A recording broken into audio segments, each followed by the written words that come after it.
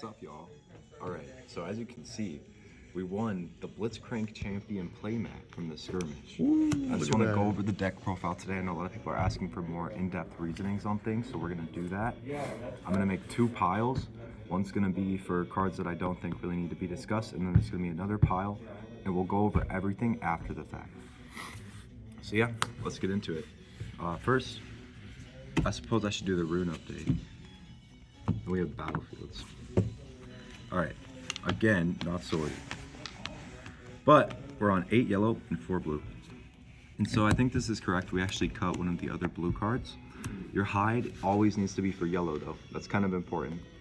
So a lot of times I would find myself like just losing games because I would put back I would hide yellow cards, and then I would just like, for some reason my brain would associate that with put back a yellow rune, and I don't know why I got stuck in that pattern. But you always need to put back blue because blue is the least important 2C. You always need to have your yellow up. That makes sense. I like it. So then after you made the change, you felt more confident? Yeah, dude. Because like you would literally just get clogged on blue runes so bad. It was like terrible. It's the worst feeling in the world. But for champion unit, we have Mr. Victor. This one, you don't ever play blue. I mean, blue is really good next set, I think. It's kind of weird. I think you kind of play it like our spicy little Ezreal build we got going. His future deck profile? We're going to be doing set 2 content? All the next deck profiles are going to be set 2. Nice, we're using nice. proxies because I think we can do that. I'm not For sure. sure. No, yeah. Riot, email us and we'll do whatever you say. But yeah, so yellow Victor, pretty self-explanatory. Blue Victor is when you play a spell on your opponent's turn, and that like isn't good yet. Like you can lean a lot more into blue and play Singularity. I think that's pretty decent. But yeah, for right now I think it's just yellow. Definitely. Battlefields, Targon's Peak. Peak, yeah, I know. It's super good for Kaisa, but we beat 2 Kaisas. So, interesting. Kaisa not the best deck anymore? I didn't lose to a single Kaisa all day. Ooh. And then we also played Dreaming Tree, which is also good for Kaisa. What? Crazy. I know, right? It's pretty crazy. And then the only one that I think is actually good for us and not really for other people is Trifarian War Camp. These two, I'm going to put them in the pile for talk about later. Cool. What we got next? Next we have seals. Okay, so I don't know how to say this in a very friendly way, but you can't really play this deck without these. Like you would have to lean really heavy into blue, and then like I would maybe say even play the blue seals because it's just about hide cards and like they're just super efficient, and when you see them you're always ahead. That's valid. And every time I go against you too, it's like you just never run out of gas because you got those seals out. And then plus as a deflect player myself too, those seals, they come in handy for paying for all the deflect stuff too. True. Next we're gonna go to 2 drops. So I'm actually on a very different lineup, but I will say that like the number doesn't change. I think it's always 6 in Victor because it just works with your token curve because you never ever play a 2-drop on turn 1. Which means when you play a 2-drop, you have either, well I guess 5 when you're going second, but you have 6 cards if you're going first. And you always just keep the card in hand. This is important too. So a lot of people don't understand that your play with Victor is never to play a 2-drop. It's always just make a token and pass. You never do anything different. If that means like you play your Raven Bloom later, that is what it is. Or if you don't play your Raven Bloom at all, sometimes that'll happen too. Like you'll draw into the Stupefy and the Vanguard Captain, and then you're just like, yeah, I don't even need it. Yep. But 2 drops, only good going second. So we just don't play as many as a lot of people think. I see 12. There's 12 in the top 64. Yikes. So we're on 2 watchables, so I think this card's crazy. For sure. Yep. Absolutely broken. Raven Bloom. Yeah, it's kind of ass. I'm not even gonna lie. Like this card, it doesn't do much in this deck. You kind of have to set up into it, but it is nice for the times where you don't play a 2-drop. So you can just set up into it. Like you play the Raven Bloom later with 2 Stupefies that you're holding specifically for it. True. So then that works out pretty well. Do you think that Raven Bloom is much better in a blue Victor deck then, if you're putting it in Victor? Okay, so even if you're playing cards on your opponent's turn, you're only playing 1 or 2. It's like, yes, she's good, but you're really just burning random cards on your opponent's turn. I don't know, I think she's still kind of mid. I think that's a Kaisa card. Would you say that this is the next card that you would probably cut, if anything? Yes, set 2 it comes out. Yep, for sure. we get the new Poro in set 2. But we True. switched to the Poro. I literally could not give you an actual answer on this, but this is good into Kaisa. I don't know why, but when I see this into Kaisa, it feels like really strong. Like there's no actual logic behind it. Like sometimes it's just like you're forcing out the Raven Bloom plus something else, which feels really good because you can like trade with your own Stupefy. But I don't know.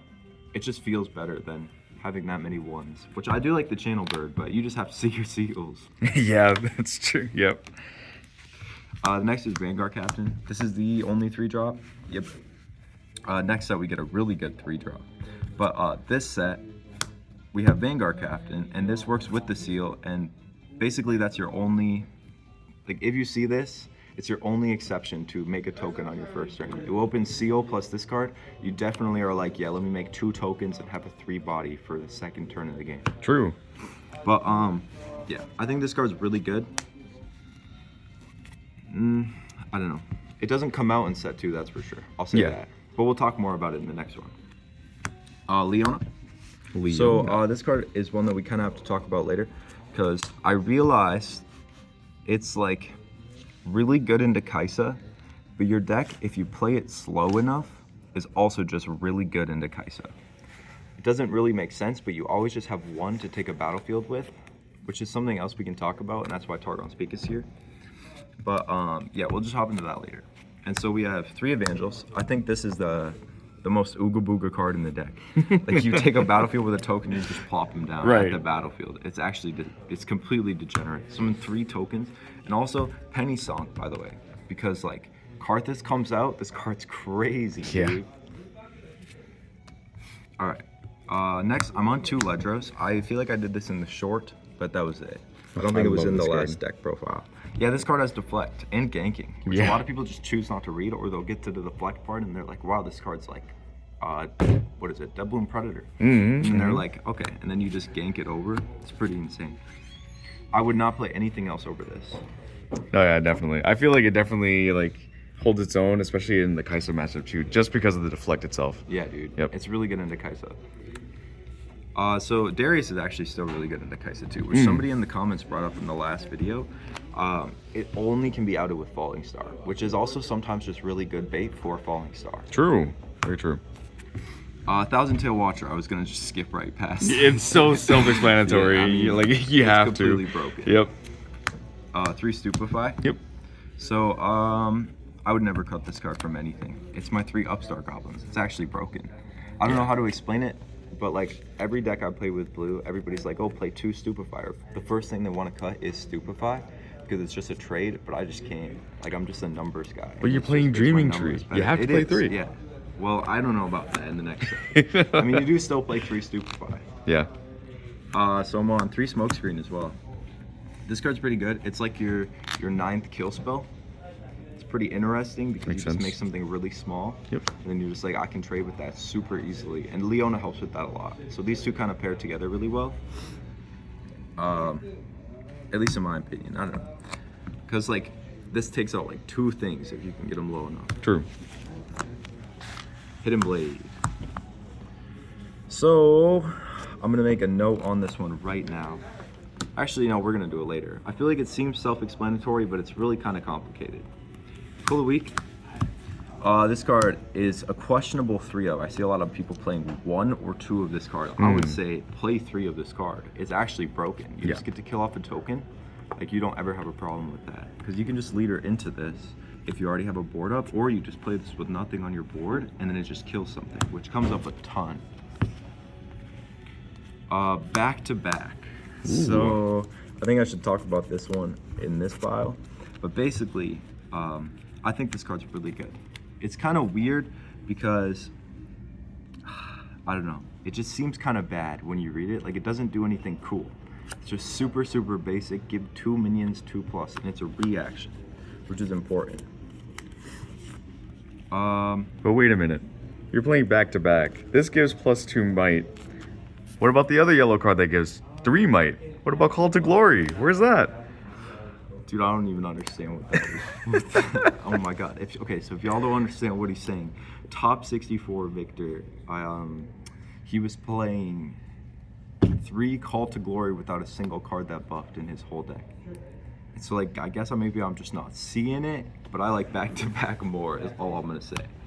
I mean, I guess like for your argument, it's mainly just because you're majority of the time never not gonna have like at minimum 2 units anyways. Yeah, true. So you're gonna be able to get the value off of this anyways. So it's like they each have their own use case, but yeah. True. Yeah, I don't know. It's in the other pile, so we'll get there. There's a lot more interactions with this card I want to talk about. Yep. Consult the Past is a 2 of now. I think it was 3 before. So I realized 5 hide cards is still pretty good value for your seals. Like hiding stuff with cards you played on turn 1 is completely broken. I don't know how to explain it. You just have to experience it firsthand. But especially this card, because they'll think it's Hidden Blade. We kind of talked about this in the last one. I mean, it just makes sense to play as your next hidden card. I would not play Sprite Call. Yeah. Terrible card. I agree. Grand Stratagem. This card is Ooga Booga. It's like, it's holy, bro. You just wait. You get to 6 points and you just wait, or you get to 4. You conquer both. You just put a bunch of guys up there, and then you're like, you can't win. Yep. It's actually impossible for you to win unless you win wall me. Very true. And it's just hilarious because there's no way to lose this card. Next set it gets a lot worse with Hard Bargain, but yeah, this is the most Ooga Booga card in Victor for sure. Definitely. Even over Evangel. I take that back. All right, so I suppose I do sideboard first. Yep. Salvage. Pretty self-explanatory. Gotta rip those auroras, you know. Dude, it came up so much. Yeah. It's also really good against set. Mm. Barstool is obnoxious. Especially True. for this deck, because all my stuff, like one more is literally its entire might. Yep, all that just one might over. Breaking point. True. And then Siphon Power is in here for Ari. I love this card, but it's only good into Ari. I think I used it into Kaisa a couple times because he just kept pinging the wrong stuff game 1. And so it kind of gave me like a sense that all I needed was +1 on my stuff regardless. And reaction's like okay. But yeah, I would say this card's pretty mid. Here's the third Watcher. There's the third one. Yeah, and then this card is Singularity. So, I don't mainboard it. I have thought about it, but I don't have enough blue runes. And I'll say that this card always goes in for Fox because you only have 4 blue runes. So, you're not going to have a lot of blue runes most of the time. And you really don't want to put back yellow for the high cards, like I said. So, yeah. I would say sideboard it, put it in for the Fox. It's your only like devotion to blue at that point. That makes sense. And the Fox usually only costs 1, so this still costs a lot of blue. True, that is true. You have more flexibility with the Fox. True. And then I'll come back to these cards. So back to back. Oh, sorry, we'll just 2. So the interactions that this really like wins against, and I didn't play against any Yees, which I will make a note on because this is important now we're going over the tournament as a whole. I didn't play against any Yees, so I can't really comment on Yi, at least for this tournament. I would say the matchup's still kind of favorable, but it's not mid-range Yi. Like Aurora Yi, you're always beating that deck. But yeah. True. Mid-range Yi is like, in my opinion, the best deck still. So, I don't know. People are... Yeah, I honestly, I couldn't tell you yet. I think people are finally hopping off of the Aurora train. Yeah, dude. I don't even... Why are we playing that? Yep. Card is terrible. So Leona, the specific matchups it's good into, like I said, it's good into Kaisa. It's funny with Reaver's Row because you always just protect it and then you force them to use interaction earlier. Yep. I love this card. Yeah, I don't know if there's much to talk about with her. It's really good into mid-range G. So we love this card because like you can just trade Smokescreen with something big. Yep. They set up for like 3 whole turns. Very true. Feels good. Yeah. Hidden Blade. So the thing I wanted to say about this is Dreaming Tree. This is really important because this makes Hidden Blade draw 3 cards, which is just incredible. So Stupefy draws 2. You only use this for your own stuff 90% of the time, and it's the same thing with Hidden Blade. I would, until you really understand the deck, the 2 things I would avoid playing at all costs is Hidden Blade on your opponent's cards, and yellow Victor. Just leave the shit in the champion zone until you figure out like how the curve works really, really well, because you will just lose games if you play this and you just can't play anything else. Yeah. Or you have to know what they're gonna play. But man, this card is like, it's actually pretty good when it comes out, but it has to come out at a time where it's 100% gonna be good. And sometimes that's just falling star bait, which somehow it always is. I feel like that's wrong. Because like, if I just play this and all I have is a token, why are you killing this? Yeah. What are you afraid of? Yeah, And I'm gonna definitely. put guys here? No. Yeah. So Hidden Blade, just use it on your own stuff. Draw cards. I do it like probably 75% of the time on my own stuff. Just draw your Cold of Weeks. Like it's better that way, because this card will throw games. Like if you trade with something that isn't valuable enough and you give them 2 cards, that's just not how this deck plays. You just lose 100% of the time. Yep. And then they just dig through, they find their answer, and then they win. Yep, every time. So Targon's Peak. Basically, we're gonna talk about the whole way the deck's played a little bit. Targon's Peak is a location, yeah? Well, there's 2 locations, and you have a lot of guys. You poke with one location with one guy. You poke the other with one guy. That's the entire game plan of the whole deck. You never want a bunch up there unless you're gonna stratagem or you're gonna know that you can take it. Like, that's not really sus. But What did he say? like, you have to be able to win if you're gonna put multiple guys up there. Yep. So yeah, if you don't, you just lose. Yep. Like I've seen people that are playing Victor just put like 5 tokens at a battlefield, and it's like, bro, you just lost. Like you are at 4 mana. What are you doing? Like I understand you have a lot of tokens, but why are they at the battlefield? Like they can be protected a lot more in your base. Yeah, I think that's definitely something that separates the good players from the bad, of really just being able to decide when to hold and when to pull back. Because if you're just constantly holding, it's easier for your opponent for removal. Yeah, dude. Like there's, like what do you do if they trade him with a 5 and then they discipline it? Yeah, you just lose. you lose all your tokens, and then you're just like, okay. I know, it's crazy. You just like, unless you have enough to back it and you're very confident in it, don't put multiple things at a battlefield. Sometimes you do bluff stratagem. I'll say that's one of the best plays in the deck. You make them think that you have the stratagem, and then you just don't. True. And you're like, oh, that's a Hidden Blade. I'll just kill my own thing and try to draw the stratagem for Yep. next turn. But yeah. So Targon Speak specifically, this card is very good because you conquer it with 1 token at a time, and then you have your smoke screen up, you have your Hidden Blade up, you have Stupefies. There's a lot of things that just like feel really, really good about this card. Yep. But yeah, so I'll kind of talk about matchups a little more. It was 2 Kaisa and Annie, MF Aurora. It was finals was Ari, and then first round I got the bye, which was pretty sick. I got to sit on the couch and just walk around, do some crazy things. Had a whole adventure, and then round 2, yeah, it was Kaisa, and then I don't even remember the order. I have notes for the games though, and I'll just kind of show them. Don't mind my scratch, but basically, if you look at the points, this is kind of important. So as you can see, I'm always on the left side. You're just keeping up in points until I think this was the final game, This right? was the Yeah, finals, this was yep. the final game. And we'll put that feature match up too. But you just catch up. Like Ruby was always here, I was here. And then I would always just follow along. Yep. You never, ever, ever are trying to like be ahead in points. You don't care. You can literally get 4 points off a single card in your deck. There's other ways to just sit there and hold, or like you conquer, you hold, you pull it back, and then you set up. Like it's absolutely crazy. You just always make sure you're close. You don't need to be winning all the time. Yep. I think that's the thing a lot of people also obsess over. It's just incorrect. Here's a Kaisa. As you can see, I did the exact same thing. So, yeah, I mean. Yeah, seems pretty straightforward. Like, you're never really worrying about your opponents getting early points because you know that you'll be able to catch up. Yeah, because you can trade with things that you have been, okay, here's another thing that's kind of important with that, is if you're gonna kill something later, just kill it when you can. I don't know if that makes sense. That's a thing a lot of people don't grasp in a lot of games. They're like, oh, I can just kill it later. And it's like, no. If you're gonna use the card on it anyways, just kill it. Draw your other stuff. But yeah, so I think that's important. But it's really just like a game of cat and mouse. That's all it is. Yeah. You let them get ahead, and then you're like, okay, I'll take 2.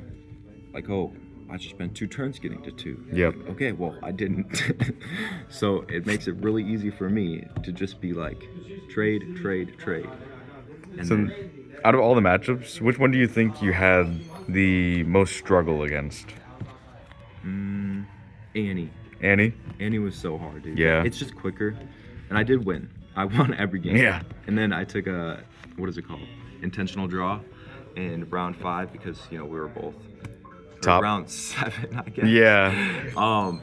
Because we were both just like undefeated all the way through. Yep. And so we were like, why are we playing this? Yeah, definitely. But yeah, so then top was, who did I play first? I played Max, and Yeah, he you- was on MF Aurora. Yep. And that deck is very good, but it is never gonna beat this. Mm-hmm. Especially once I get Salvage in. I don't know what to tell you. Like, it's probably a 90-10. He did take a game though, and we will put that up. That is true. That was pretty crazy. I thought I could be a lot more patient than I was. But then there wasn't that, like, I just didn't see the kill spells. And he also sabotage, Mind Splitter, Mind Yep, Splitter. that is yeah. He just comboed you with that, and I was like, oof, I had that one feels card in bad. the whole game. Yep. It was rough. And then like Kaisa's pretty difficult. You just have to really think about it because you want to waste shit. Like you always want to throw stuff up there to get Void Secret or Falling Star because there's interactions where you have to just win by 1 or else you're losing too much advantage. Yep. So yeah, I would say Kaisa's just difficult. It takes a lot of practice. I didn't play against any sets either. That's kind of crazy. That is true. Yeah, It is no, I crazy don't to think not it- see a set. But yeah, no, so that matchup's off. Like I would say 50-50 like Kaisa. Yeah. If they win the dice roll, it's pretty rough. Yeah. Because they're just so quick. And like Call to Glory is so good, dude. Just not in Victor. But yeah. Also remember to tap your leader, guys. Yes. Oh yeah. Once we think I put missed the about feature 50 matches of up, you those. will definitely see my hand in the shot. Just being like, hey, tap your leader. This is very true. But yeah. So I think that'll about wrap it up. If you have any questions, feel free to ask them. I try to get back to comments. It's been a little rough. We've been like very busy in the past couple days. Yep. So yeah. Thank you guys, and we'll see you next time. Bye bye. Bye bye.